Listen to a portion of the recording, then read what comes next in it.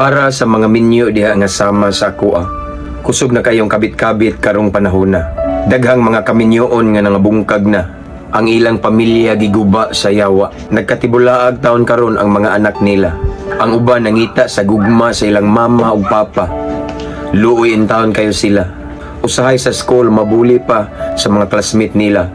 Mulabang sa New Year nga dili kumpleto ang pamilya. Binugos ang ilang mga katawa kaysa dughan na ikasakit gidaladala. So para sa mga couples diha nga akong mga higala, since uso naman ang third party karong panahon na, palihog in taon ug huna-hunaa ang epekto kung magpadala ta sa hunghong sa yawa. Siguro mag-enjoy ta sa kalami sa sala. Apan timan-i nga kadiyot ra na. Apan ang consequence mag-antos ta og dugay-dugay pa. Maayon ta og ang mag-antos kita ra. Usahay ra ba makadamay pa ta. Igsuon protektahan nato ang atong pamilya. Isip usa kini kabililhong gasa gikan kaniya. Di nato tugutan nga mabungkag kini sa yawa. Ato kining palungtaron uban sa iyang grasya.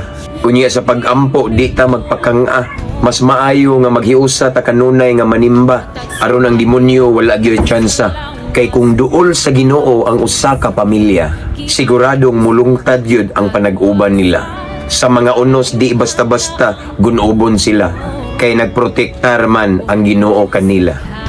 Mabungahong kabuntagon mga higala, ampo amping abantita. To God be all the glory. God bless.